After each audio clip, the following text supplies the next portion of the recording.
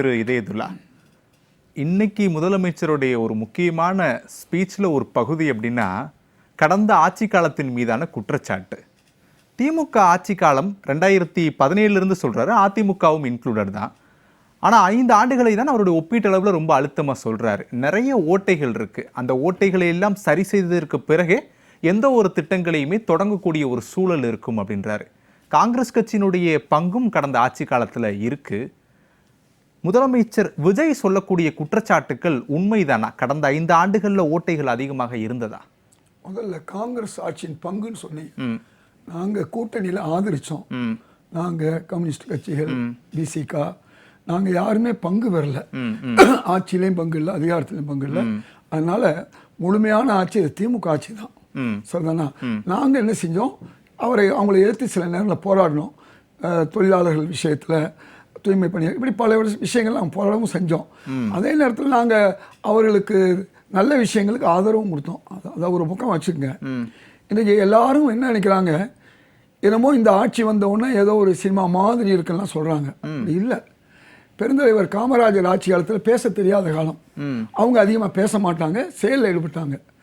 பிறகு எங்கள் அண்ணா ஆட்சி வந்துச்சு, ஒரு பேச்சு இருந்துச்சு, நிதானமான பேச்சு இருந்துச்சு. அதுக்கு பிறகு கலைஞர் ஆட்சி வந்துச்சு. அப்போல்லாம் பார்த்தா திராவிட நாடு எங்கே இருக்குன்னு கேட்டால், அதாவது பாவாடை நாடாவை அவிழ்த்து பார்த்தா இப்படியெல்லாம் பேச்சுக்கள் எல்லாம் உண்டு, எல்லா காலங்களும் உண்டு. இப்போ எங்கள் அப்பா சொல்லுவார், அவங்க அப்பா காலத்தில் தாத்தா காலம் வந்து எப்படியே இருந்துச்சு அப்படின்னு. இப்போ நம்ம சொல்லுவோம் எங்கள் அப்பா காலம் நல்லா இருந்துச்சு, இன்றைக்கி இப்படி ஆகி போச்சு அப்படின்னு சொல்லுவோம். இதெல்லாம் கால மாற்றத்தை ஒழிய அன்னைக்கு உள்ள பேச்சு இன்னைக்கு வேற லெவலுங்கிற வார்த்தை வந்துருச்சு. அதெல்லாம் வரும்பொழுது அது அப்படிதான் இருக்கும். மக்கள் மத்தியில் என்ன வார்த்தைகள் புழங்குதோ, சினிமா வந்து இன்னைக்கு மக்கள் மத்தியில் முழுமையா இருக்கு. சினிமாங்கிறது விஜய் மட்டும் அல்ல, அது அண்ணாவா இருக்கட்டும், கலைஞராக இருக்கட்டும், அதற்கு பிறகு முன்னாள் முதல்வர் ஜெயலலிதாவாக இருக்கட்டும், எல்லாமே சினிமா துறை தான். நீங்கள் அந்த 59 வருஷம் ஆட்சினே சொல்லிட்டு வரலாம், அண்ணாவுக்கு பிறகு உள்ள ஆட்சியை சொல்லலாம். அப்போ ஒவ்வொரு ஆட்சியும் ஒரு விதமாக நடக்கும். அந்தந்த காலத்துலேயும் பல காட்சிகள், நம்ம தவறான காட்சிகளை கண்டிருக்கோம். அது வந்து என்றைக்கு அந்தந்த காலம். இப்போ எனக்கு வந்து இன்றைக்கி உள்ள பிள்ளைங்க பேசுகிற பேச்சு வந்து வித்தியாசமாக இருக்குது. நம்மளாம் என்ன சொல்லுவோம், என் பிள்ளைக்கு செல்ஃபோனில் தெரிகிற விஷயம் எனக்கு தெரிய மாட்டேங்குது சொல்கிறோமா இல்லையா? நம்ம அதான் தம்மின் தம் மக்கள் அறிவுடைமை மாநிலத்து மண்ணுயிர்க்கெல்லாம் இனிது வள்ளுவர் சொல்வார். நம்மளை விட அவங்க அறிவில் கூடியிருப்பாங்க, அல்லது கால ஓட்டத்துக்கு தகுந்த மாதிரி அவங்க இருப்பாங்க. நாம் அந்த கால ஓட்டத்துக்கு தகுதியாக இருக்க முடியாது. அப்போ யார் அப்படி இருக்காங்களோ அவங்க கொஞ்சம் விவரமாக இருப்பாங்க. அதனால் இதை ஒரு காரணமாக நம்ம சொல்ல வேண்டிய அவசியம் இல்லை. ஆனால் முதலமைச்சருக்குன்ற ஒரு பொறுப்பு, ஒரு கண்ணியம் இருக்குல்ல, அந்த கண்ணியத்தை அவர் தவறுன்ற ஒரு கேள்விதானே.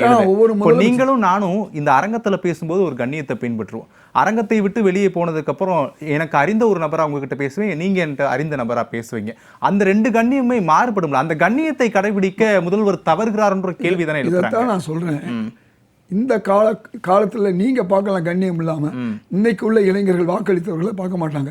இது இப்படி தான் இருக்கணும். இன்னைக்கு சண்டை காட்சிகள் அதிகமாக இருக்குது. நீங்கள் ஒரு பாலும் பழமும் பார்த்தால் பசி தீரும், இப்படி ஆலய மணி எல்லாம் பார்த்துருக்கீங்க. இன்னைக்கு படம் பார்க்குறீங்க. ரெண்டுக்கு என்ன வித்தியாசம்? இதுக்காக வேண்டி நாம் வந்து அந்த காலம் அது வேற, இந்த காலம் இந்த வேற. இப்போ உள்ள இளைஞர்கள் எப்படி விரும்புகிறாங்களோ அந்த விருப்பத்துக்கு ஏற்ப விஜய் பேசுகிறாரு. அந்த மாதிரி இளைஞர்கள் தான் சட்டமன்றத்திலையும் இருக்காங்க, அதையும் புரிஞ்சுக்குங்க.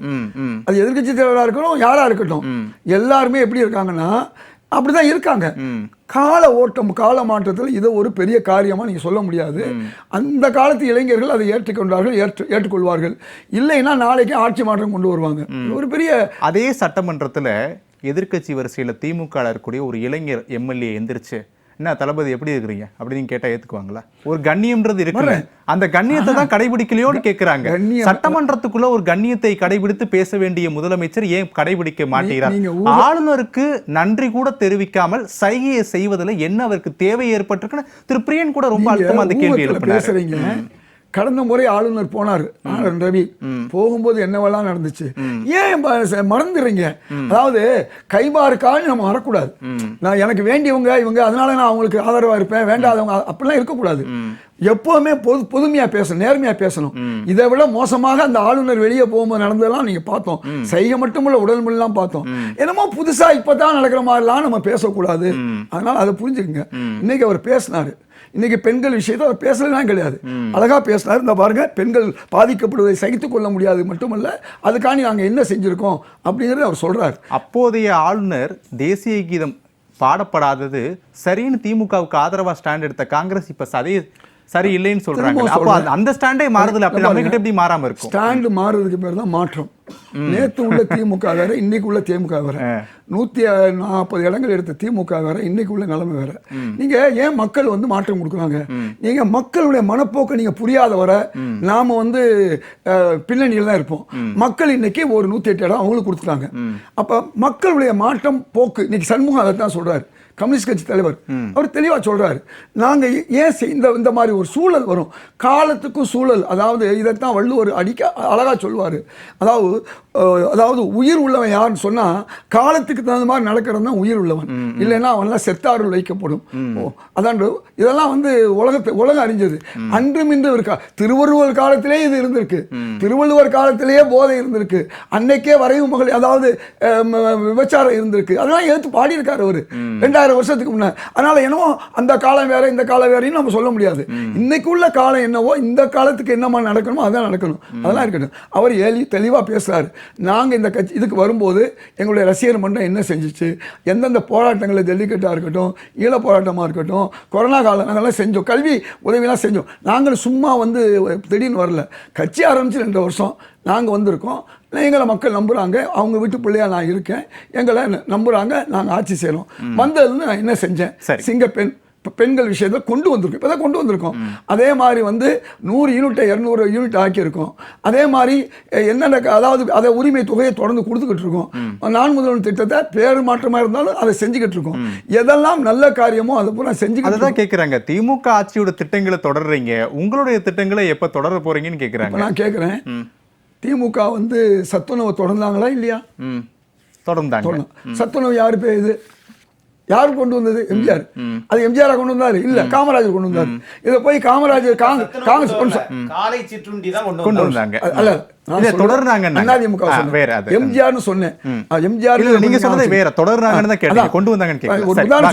அதாவது காமராஜர் கொண்டு வந்த திட்டம் சத்துணவா மாறுது. அதை முன்னாள் முதல்வர் ஸ்டாலின் வந்து அதுக்கு அடுத்து ஒரு எக்ஸ்டென்ஷன் திட்டமா காலை உணவு கொண்டு வர. அதெல்லாம் புரியுது, தெரியுது. புதிய திட்டங்களையே நீங்க தொடங்க மாட்டீங்கன்னு கேக்குறாங்க. நிறுத்த முடியாதுன்னு சொல்ல வரேன்.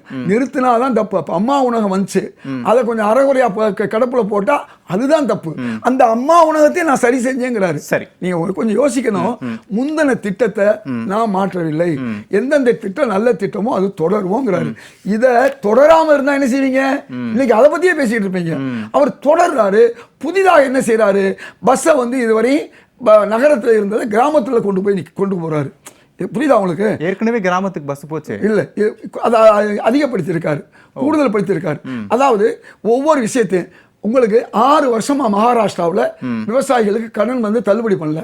6வது வருஷம் அதுல பட்னாவிஸ் ஏற்கனவே இருந்தாரு, இவங்களும் இருந்தாங்க, சிவசேனா ஆட்சி இருந்துச்சு.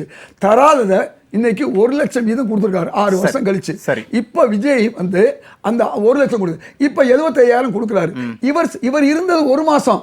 இந்த கடன் எப்ப உள்ளதுன்னா இதுக்கு முந்தைய ஆண்டு உள்ள கடனை நல்லா புரிஞ்சுக்கணும், மக்களுக்கு தெரியணும். விஜய் அவர்கள் வந்து என்ன செய்யறாரு சொன்னா 6 மாசமா அல்லது 1 வருஷத்துக்கு மேல வாங்கின கடனை தான் இன்னைக்கு 5,900 கோடி கொடுக்குறாரு. இப்ப இந்த கடன் தொகை அதிகமா இருக்கிறதுனால தான் திட்டங்களை தொடர்வது கூட தாமதம். பாருங்க, அப்படிதான் புரிஞ்சுக்கணும். 1 மாசம் தான் நான் வந்தேன், என் காலத்துல இந்த விவசாய வேலை இன்னும் நடக்கல, இனிமேல் நீங்க கடன் வாங்க, அப்ப நான் தள்ளுபடி பண்றேன்னு சொல்லல. முந்தின அரசாங்கத்துடைய கடனையே தள்ளுபடுறா, அது பத்தாக்குறைங்க. அது முதல் 2,500 இப்ப 5,900. எனக்கு அது புரியுது. என்னுடைய கேள்வி, கடன் தொகை முந்தைய அரசுகள் அதிகப்படுத்தியதான் இப்போதைய புதிய திட்டங்களை தொடங்காதற்கான காரணம் அப்படின்னு சொல்ல வரீங்க, அப்படிதான்? நான் சொல்றது விவசாய கடன் சொல்லிட்டேன், நீங்க சொல்றதே சொல்றேன். கலைஞர் ஆட்சி காலம் வரை 2011 1 லட்சத்தி சொச்சம் கடன் இருந்துச்சு கோடி. அதுக்கு முந்தின ஜெயலலிதா காலம், எம்ஜிஆர் காலம் சேர்த்து 1 லட்சத்தி சொச்சம் கோடி இருந்துச்சு. நாங்கெல்லாம் என்ன செஞ்சோம், இதே அவையில உட்கார்ந்து அதிமுக 5 லட்சம் கோடி வாங்கிருச்சுன்னு சொன்னோம். ஆனா இவங்க 13 லட்சம் கோடி வாங்கியிருக்காங்க பொதுத்துறை நிறுவனம் சேர்ந்து. அப்ப இதை வெள்ளை அறிக்கைன்னு சொல்லும் போது அது உள்ள அறிக்கை தானே, அதுக்கு நீங்க இருக்கிறதானே சொல்ல முடியும். அதுல ஒரு எழுத்து நீங்க தப்பா சொல்ல முடியாது, இருக்கிறத வெள்ளை அறிக்கை சொல்ல முடியும். அதே மாதிரி என் கேள்வி என்னன்றதை நீங்க புரிஞ்சு, என்னுடைய கேள்வி கடந்த ஆட்சி காலங்களில் கடன் தொகையை அதிகரித்தது தான் புதிய திட்டங்களை உடனடியா செய்ய முடியாதற்கான ஒரு காரணமும் சொல்றாங்க. அது மட்டும் காரணம் இல்ல, இன்னும் எங்களுக்கு வருவாய் பற்றாக்குறை 76,000 கோடி இருக்குது. வருவாயே பற்றாக்குறை இருக்கு. அதை கொஞ்சம் கொஞ்சமா செய்யும். இப்ப மகளிர் உரிமை தொகை எத்தனை வருஷம் கழிச்சு திமுக அரசு செஞ்சு சொல்லுங்க. நாங்களும் கூட்டணியில தான் இருந்தோம். எத்தனை வருஷம் கழிச்சு செஞ்சு? ஒரே மாசம் செஞ்சாங்களா? 2.25 வருஷம் எடுத்துக்கோங்க. இல்ல எனக்கு நான் வரேன், நீங்க வர பாயிண்ட் நான் வந்துட்டேன். இல்ல நீங்க 2.5 வருஷம் வச்சு 2.5 வருஷம் வச்சுங்க, 23 மாசம் கழிச்சு. அது மாதிரி இப்போ 1 மாசம் 2 மாசம் ஆயிருக்கு. அவர் சொன்னதெல்லாம் ஒண்ணு ஒண்ணா செய்வோம்னு சொல்லியிருக்காரு. அதுக்கு எங்க செய்வாரு? லீக்கேஜ் வருது, ஊழல் நடந்திருக்கு, அந்த பணத்தை எல்லாம் நாங்க திரும்பி கொண்டு வருவோம், அந்த காசை இதுவரையும் வந்து வேற வழியில போச்சு, பார்ட்டி ஃபண்டுன்னு போச்சு, அதையும் இன்னைக்கு பேசியிருக்காங்க, அதை நாங்க திருப்பி இங்க கொண்டு வரதுக்கு முயற்சி எடுப்போம். கிரனைட் அதே மாதிரி தாது அதுல இருந்து நாங்க பல மடங்கு வருவாயை உருவாக்குவோம். எப்படி டாஸ்மாக் வந்ததுனால செல்வி ஜெயலலிதா கொண்டு வந்தது 5,000 கோடி, இன்னைக்கு 40,000 கோடி அது மாதிரி கொண்டு வந்து இந்த மக்களுக்கு வாழ வைப்பையும் சொல்லியிருக்காரு. அதனால முதல்வர்கள் ஒவ்வொரு காலமும் ஒரு மாதிரியா இருப்பாங்க. அவரை மாதிரி இவர் இருப்பாரு, இவரை மாதிரி அவர் இருப்பாருலாம் சொல்ல முடியாது. அதுக்கு பேர் தான் ஸ்டைல் மாறிக்கிட்டே. ஒரு பிரேக் முன்னாடி சின்னதா உடனே மட்டும் தாவேக்காவுடைய தேர்தல் வாக்குறுதி நீங்களும் ஐ திங்க் படிச்சிருப்பீங்க. இந்த நிதிநிலையை வந்து அடுத்து வரக்கூடிய அரசு எதிர்கொள்வது மிக சவாலான ஒரு விஷயம்தான். இதற்கு மாறா நாங்கள் நடிக்கவும் மாட்டோம், இதை ஒரு சாக்கு போக்காகவும் பயன்படுத்த மாட்டோம். தாவேகா தேர்தல் வாக்குறுதியில் முதல் பக்கத்தில் அச்சிடப்பட்டது. இன்னைக்கு அதே சாக்கு தானே சொல்றீங்க, நிதி நிலைமை காரணம் காட்டி. இப்ப நீங்க சொன்னதுக்கான பதில் நான் வரேன். ஒரு சட்டியில இருந்தா அகப்பையில வரும், சட்டியில வரவழைக்கிறதுக்குள்ள வேலையை அவங்க பாக்குறாங்க. இந்த சாக்கு சட்டியில இல்லைன்றது முந்தைய ஆட்சி காலத்திலே தெரிஞ்ச போது ஏன் தேர்தல் வாக்குறுதியை கொடுத்தீங்கன்ற ஒரு கேள்வியோட ஊழலை ஒழிப்போம், ஊழல்ல தான் 10,000 கோடி போகுது, அதை தடுப்போம்னு சொன்னாங்க. இன்னைக்கு பல்வேறு துறையில தடுத்துக்கிட்டே இருக்காங்க. இன்னைக்கு 50 வருஷத்துக்கு மேல ஊழல்ங்கிறது புறையோடி போச்சு, அதை வந்து இன்னைக்கு தடுக்கிறாரு. இதுதான் காங்கிரஸ் ஆட்சிக்கு பிறகு ஒரு ஆட்சி, திராவிட ஆட்சி, அதுக்கு பிறகு இன்னைக்கு தாவேகா ஆட்சி, மாறுபாடான வித்தியாசமான ஆட்சி நம்ம பார்ப்போம். சரி, பாயிண்ட் எடுத்துக்கிட்டு அதாவது டெவில்னு ஒருத்தர் சொன்னதுக்கு எவில் சொன்னதுக்கு அவர் டெவில் சொல்றாரு. அதாவது பதிலுக்கு பதிலும் சொல்லிக்கிட்டு தான் இருக்காரு. பேசலன்னு 20 நாள் கழிச்சு திருச்சியில பேசும்போது கதர்னாங்க. அடுத்த 20 நாள் கழிச்சு இன்னைக்கு 40வது நாள் பேசும்போது அதுக்கும் பதறாங்க. அவர் பேச்ச பூரா பேசலைங்கிறாங்கன்னா பேசுகிறாங்க. நான் சொல்றது சுகுணா திவாகர் சொன்னார் இல்லையா, அந்த விஷயம் உங்களுக்கு ஒண்ணு தெரியுமா? சபாநாயகர் நாற்காலி சட்டமன்றத்தில் ஒரே நேரத்தில் 2 பேர் உட்கார்ந்தாங்க, ஒருத்தர் மேல ஒருத்தர். தெரியுமா உங்களுக்கு? அதுவும் அதிமுக திமுக ஆட்சி நடத்தலாம். 1989 உங்களுக்கு தெரியுமா சட்டமன்றத்தில் என்ன நடந்துச்சுன்னு? அன்னைக்கு வந்து மகாபாரதத்தில் பாஞ்சாலி கதையை நடந்துச்சு சொல்லுவாங்க. அது மட்டும் இல்ல, ஏன்னா அதுக்கு அந்த காலத்தில் நடந்ததுன்னு அர்த்தம். எதுவுமே அந்த காலம் நல்ல காலம் இந்த காலம் சொல்ல முடியாது. அதையும் நம்ம ஊரில் நடத்தி காமிச்சோம், சட்டமன்றத்தில் நடத்தி காமிச்சோம். இந்த மாண்பு மரியாதையெல்லாம் தாண்டின விஷயங்கள் செயலால் நடந்துச்சு. அதை விட நீங்க பல்வேறு கட்டங்களில் வந்து பல பேச்சுகள் பேசப்பட்டது. பல சினிமா பாடல்கள் அந்த காலத்தில் எம்ஜிஆர் பாடல்களை பாடுவாங்க, ஜெயலலிதா பாடலாம் சட்டமன்றத்தில் பாடி இருக்காங்க. இது பலர் கேட்டது உண்மைதான். இது எல்லா பதிலும் தெரியும். அதுதானே திரு சுகுணா திவாரி கேட்கிறாரு. மாண்புமிகு சபாநாயகர் அவர்களையும் சொல்றதை விட்டுட்டு என்ன ப்ரோ அப்படின்னு சொன்னா ஏத்துக்குவீங்களா? இல்ல இது பாடல் சொல்றேன். பாடல் பாடுறாங்க, பாடல்கள் அதெல்லாம் நீங்க, நான் என்ன சொல்ல வர்றேன், நீங்க அந்த நேரம் வரும்போது அவரே சொல்லிட்டாரு, நாளைக்கு புரோன்னு சொல்லலாம் சொன்னா சொல்லத்தான் செய்வாங்க. அதுவரை இன்னைக்கு மாண்புமிகு நாளைக்கு நீங்க வந்து யாராவது மாத்தலைங்கன்னா அப்ப சொல்றேன். இன்னைக்கு என்னவோ பேசுறாங்க, ஊகம் எல்லாம் பேசக்கூடாது. நாளைக்கு புரோன்னு சொல்லுவாங்க, கரோன்னு சொல்லுவாங்களா? இல்ல, நீங்க இன்னைக்கு என்ன சொல்றேன், இன்னைக்கு இந்த மாண்புங்கிற வார்த்தையை யாருமே பேசுறது கவனிச்சல. நீங்க இந்த சட்டமன்றத்தில் 2 நாளா பாத்தீங்கன்னா எல்லாரும் முதல்வர் எதிர்கட்சி பேசலாம். அந்த வார்த்தையெல்லாம் இப்ப கொஞ்சம் குறைஞ்சிக்கிட்டு வருது. அதனால எது நடக்குமோ தான் நடக்கும் சார். இன்னைக்கு ஆர்டிஓ ஆபீஸ், அதே மாதிரி வந்து ரிஜிஸ்டர் ஆபீஸ், இதெல்லாம் நான் சமீபத்தில் நான் போயிட்டு வந்தேன். எனக்கு ஆர்டிஓ சொன்னாங்க சில காரியங்களுக்கு எதையுமே வாங்கல, கொஞ்சம் யோசிக்கிறாங்க அப்படிங்கிறாங்க. எவ்வளவு நாள் யோசிப்பாங்கன்னு தெரியல. அது கடைசி வரை ஒரு 5 வருஷத்துக்கு இந்த ஊழல் ஒழியும்னு நினைக்கிறேன். அதே மாதிரி வந்து ஒவ்வொரு கான்ட்ராக்ட் ஒழிச்சது 2,400 கோடி ஊழல் நடந்துச்சு. அது 1,700 கோடி கொடுத்துருக்காங்க கான்ட்ராக்ட். உத்தண்டி, திருவாமூர் மேம்பாலம், இப்படி ஒவ்வொரு விஷயத்திலையும் அவங்க பார்க்குறாங்க, ஊழல் ஒழிந்து அதன் மூலமாக மற்றது நடக்கும்னு நினைக்கிறாங்க. நல்ல வேளை நம்முடைய பிரியன் அவரும் சொன்னார், அந்த பாதையில் போகிறாங்க. அது எப்போ ஒரு மாதம் முடியாது, இன்னும் கொஞ்சம் நாள் கழிச்சு முடியும். நீண்ட காலமாக மக்கள் எதிர்பார்த்த ஊழல் ஒழிப்பு என்பது துவங்கி இருக்கு. அதை எடுத்து சொல்றாங்க. அது இல்லைன்னா சொல்ல முடியாது. முழுமையா நடக்குதா இல்லையாங்கிறது காலம்தான் பதில் சொல்லணும். சரி, ஓகே. முதலமைச்சரும் பதில் சொல்லணும். கரெக்ட் தான். சரி, ஓகே, நான் எடுத்துக்கிறேன், உங்க பாயிண்ட் எடுத்துக்கிறேன். எடப்பாடியாரை பத்தி எதுவுமே பேசல, ஏன்னா அவர் கோச்சுக்குவாருன்னு. ஜெயலலிதா அவர்களை பத்தி பேசினேன், எம்ஜிஆரை பத்தி பேசினேன், அவருக்கு அதுக்கெல்லாம் கோவம் வரல. எடப்பாடியார்னா கோவம் வந்துடும். சரி, ஓகே.